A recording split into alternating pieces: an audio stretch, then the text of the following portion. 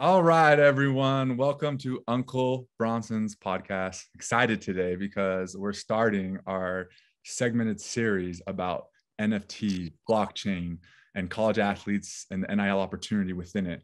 So really excited because we have my teammate here, Christian Uphoff.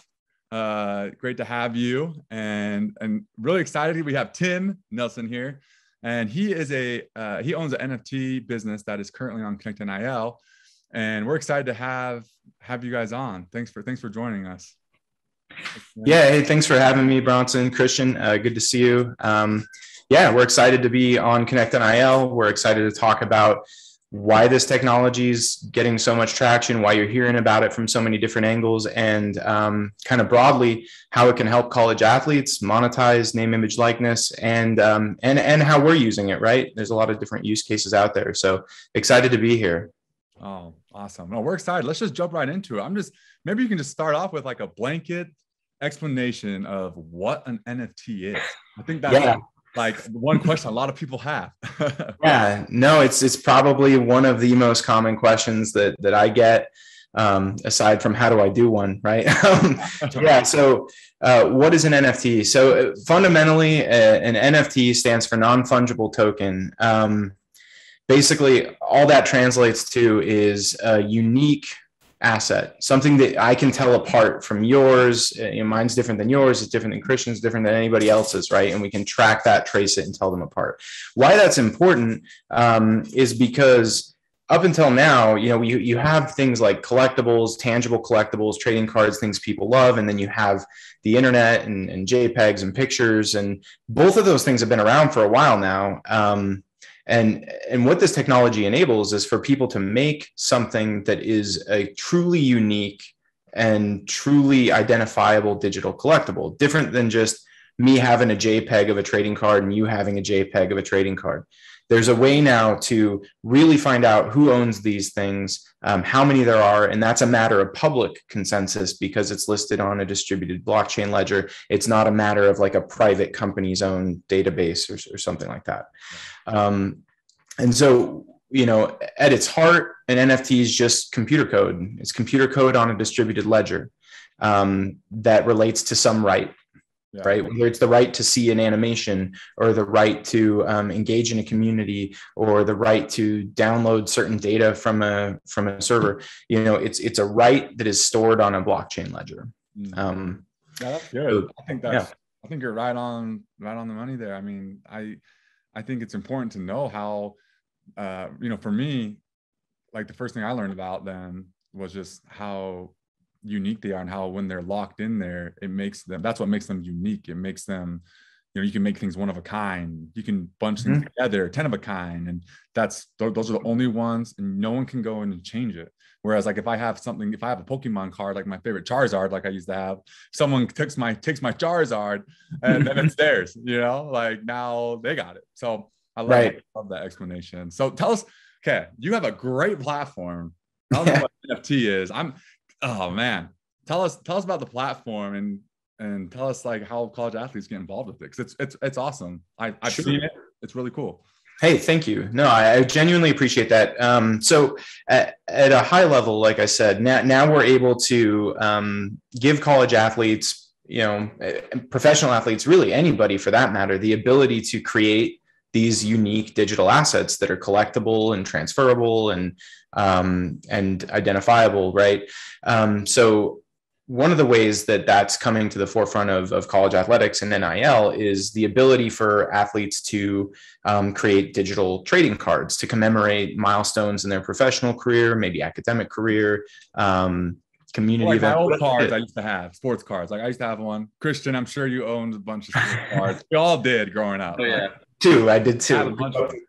My track was like that, right? Card. Yeah, so that's right there, right? That's right out there for college athletes now to be able to make some digital cards, get them out there, let fans collect, and so what that looks like, it's really exciting to see, right? There is a lot of innovation in the space right now, and it's really exciting to see all these different use cases, people coming up with, different ways to visualize a moment, right? Whether it's owning a picture that's kind of stylized and light animation, whether it's owning a short video clip or having that on a token, right? And one of the interesting things is this is still a really new space. So there's a little bit of uncertainty around who's owning what are you buying? Do you own that clip now? Can you reuse it if you bought the token? Do you just have a right to look at it? Some of those things will have to be borne out over time through a combination of rules catching up to the technology and how people use it. But for the most part, at a baseline, there's now a great way for college athletes to take their brand, their name, their image, their likeness, their highlights, and put those out there as digital collectibles. And we think that's great. And it's really exciting to see traction, right? Other players coming in, using that functionality and that use case is really exciting. What we've done is we've taken it one step further, and we've really tried to build a community around these, a kind of built-in community. And so, to your point, I know you've taken a look at our platform. What we do is we give every athlete their own kind of fan community page, where they're able to set up some of the benefits of being in their fan community. Maybe it's an ability to get some behind the scenes updates, some posts about their life as a college athlete, as a student athlete generally. Maybe it's a pregame workout routine, what I'm up to, getting myself ready for games. That type of stuff is great. And fans who collect cards, from what we've seen, they love getting that level of kind of heightened engagement as a benefit of owning these collectibles. And so we've given athletes a way to do that. And we've also given them a way to take really fun, unique experiences and offer them to their fans as an additional monetization channel. So more than just owning a card with a player's face on it or a little clip of them, running a pick six back or something. What we're doing is saying, hey, if you get this rare card, like if you happen to get this kind of rare card issued by this player, you can jump in a lobby and play Madden with him one Sunday or something, or you can get a game worn glove after the end of the season. Like that's something you can now win. And all of those, we make it really easy for every athlete to go on and set those terms to kind of mark those benefits on their cards and say, hey, this one's going to unlock this access or benefit. This one's going to unlock this other access or benefit. And it's gamified a bit. It's fun for fans and collectors and supporters. And it's fun for the athletes to be able to engage at that level and to have control over the terms of that engagement and the monetization of that engagement. That's cool. No, I really like that. Sorry, Christian, you about to say something? Go ahead. Yeah, Tim. So I want to ask you, how could the student athlete make money off these NFTs? Yeah, so two ways. One, there's this kind of this baseline that athletes are already kind of out there building their own brand. They're already maybe hanging around after games to get to know fans a little bit. They're already maybe doing some photo ops, after taking some selfies. So you're already doing things like that. You're already posting on social media to create awareness around your identity as a player and what you're accomplishing. So what we say is, hey, one way that you can monetize things easily without changing much about what you're doing is just taking the tools we've created and starting to monetize those things you're already doing. So in other words, if you want to release a series of cards and people who collect certain cards from that collection you put out, they can unlock the ability after home games to come and get a photo op or an autograph from you, something you might be willing to do anyway, but now you have a way to articulate it and make that a product that can be attained, purchased, or traded for, right? Same with posting. You already post most likely on a social channel or two. If you'd be willing to peel off a couple of posts that are maybe a little bit more behind the scenes, getting ready to walk out of the locker room for a game, or maybe it's your workout routine, what you do on leg day, what you're eating, stuff that we know people love seeing, peel a few of those off, post them on a kind of gated community like the one we help you build. And now you're able to monetize that more directly, right? Than you'd be monetizing just your Instagram feed generally, which isn't very effective. Yeah. Go ahead, Christian. You're about to say something. So how much would you guys sell each of these trading cards for? So it's a great question. And if I can, I'm going to quickly drop into the other answer to your question, which is, aside from the things you're already doing, we can now help you be creative and come up with really exciting things you can do, because we give you the tools to now turn those into products as well. Like I was saying, we have an athlete on our platform who's basically said, hey, if you get this card, it's kind of a rare card, right? So you'd have to luck out and get it. We're going to play Apex Legends together, right? Or we're going to play Madden together, right? You can now monetize extra engagement like that as well. So that was the first thing I wanted to say. And the reason I wanted to add that in before answering your next question is because the whole goal here is to turn control back over to the athletes. So we don't set the pricing, right? We tell an athlete, look, you've got finals coming up. You've got, games going on. You've got training. You've got all this stuff going on. We want you to be in control of the terms. What are you willing to do? And by the way, if you're willing to give somebody a game-worn glove at the end of the season, if you're willing to jump into a game lobby and play, Madden with somebody for a little bit, whatever it is that you're willing to do, you get to then set what that's worth to you. You get to set the pricing. It's totally within your control. And so the system that we've devised lets the athletes very clearly state, look, if you collect X number of quantity, you get this benefit. If you collect this other quantity, you get this benefit. And by the way, these rare cards unlock these benefits. We make it really easy to articulate that. And then we also make it really easy to let the athlete go in and say, okay, I'm going to charge, $5 for a single card, right? You get a single card, it's random, or maybe you want to buy a 10-pack and that price is totally up to the athlete. Some offer price breaks. Single card's $5, 10-pack is 40, right? There's like an incentive now, but all of that is entirely within the control of the athlete. And we're here every step of the way. If they want to pick our brain about it, if they want to consult a little bit about pricing or benefits or what works, what we've seen work in the past, we're absolutely available for that. I love that, because I think a lot of college athletes are going to need some guidance in this new space. I mean, honestly, anyone that gets into the blockchain, crypto, NFT space the first time, you're going to need someone that's been there and done it before. So I like how you're saying that you're able to, really help them and bring them along. But I was thinking back, if I was in college right now playing, I was like, what would be like my specialty cards, or what could I do? And honestly, it's like, well, if you're a defensive player or defensive end, like I played, I was like, oh man, I could take my 11 sacks that year and make it a sack special. Like, all my sacks, boom, those are special. Make my senior night, there's a lot of ways that you can cut it up, like you were saying, and make these things rare. I know Christian over here, he took a lot of touchdowns to the house. How cool would that be? Hey, one's more than that's extra special, and that's totally minted, one of one. But yeah, I think it'd be cool. Yeah. I don't know. Christian, what do you think? What are your thoughts when you're hearing about what Tim's saying? I think it's super cool how like the athlete is kind of like the artist. You know what I mean? So like with regular NFTs, like the artists create their art and they put it out there. I think it's super cool how the athlete is their own artist, and they're using their highlights or themselves as artwork.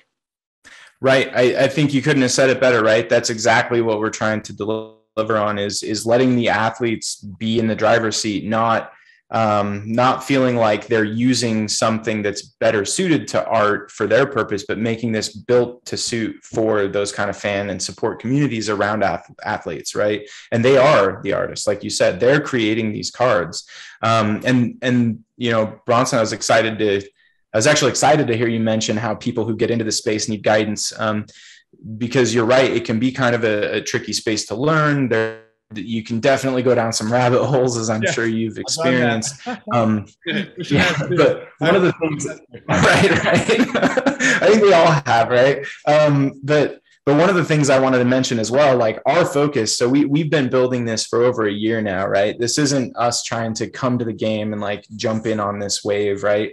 Our focus from the beginning has been to make this something that is approachable and usable and can be put into the hands of everybody, regardless of technical expertise, regardless of whether you want to download and install specialized software on your computer so you can create some crypto wallet, so you can, we don't want to make those things be prerequisites to being able to use this exciting technology. And so what we've done is we've created tools that allow athletes to log into their account and easily basically upload an image or a short animation to the front of these cards, check a box if they wanted to have a unique benefit on that card, type in what it is. A lot of the tools are very easy to use. You're not dependent on a consulting firm or a company to make these for you. We're here to kind of open that up and make it so that anybody can jump on, figure it out. You know, again, we're here. We're gonna give you the walkthrough. We're gonna show you how it works. We're gonna be available with questions. But you're the artist. You're the creator. You get out there, you make cards when you want to on your schedule, you release them on your schedule, you price them on your schedule, and we just try to make that easy. And for the fans and collectors who are going to be out there and want to buy these, we basically want to make this very approachable. So it's not about, oh, you got to install MetaMask and set up an Ethereum wallet and buy ETH and then buy the NFT. Fans pay with credit cards, athletes get paid in cash. We wrap everything up underneath, handle everything on the back end, and none of your fans need to go through installing software or creating a crypto wallet through a third-party company in order to use this. Which means you really can start engaging with more people, quickly. That's sort of the goal, right? Is to get this out there, let people use it, let people see the potential of this cool technology. And I think that's super cool because, as a person that knows a little bit about NFTs and crypto, it's such a pain having to go through all the separate wallets to buy one. And I know, like, sometimes, like, I just don't even bother trying to buy one because it's so much work. So having like an app on my phone where I can just go and just put in my credit card and buy one would be huge. Yeah. So with us, we use what we're calling walletless technology, right? We wrote our own token protocol for this platform, which means that we are now able to offer a different user experience, right? We aren't just going to use OpenSea or use whatever these other markets that everybody else is using and all the wallets everybody else is using. We have a unique, we have a unique experience for athletes and for their fans. So, dang, that's so cool. Wow. I think, man, I felt like that was great. I felt like we covered a lot, and I felt like any college athlete that watches this, so if you are a college athlete, I mean, this was great information, like especially learning about the NFT space, the crypto space, your platform, the benefits of it. Like it's awesome. So I'm just so like excited for the future of it all for college athletes, blockchain and NFT. So I appreciate you guys taking the time to get on here and talk and share your wealth of knowledge. And yeah, that was great. Thanks so much, Tim and Christian. Appreciate you guys. Of course. Yeah, absolutely. It's my pleasure. Yeah, I'm excited as well. I mean, I think the future is looking really exciting for college athletes. Professional athletics. I mean, like I said, this is exciting technology, and we're excited to get it in the hands of as many people as possible, right? Yeah, no doubt. Well, thanks so much. Tune in for another NFT segment next week. Thanks, guys. We'll see you.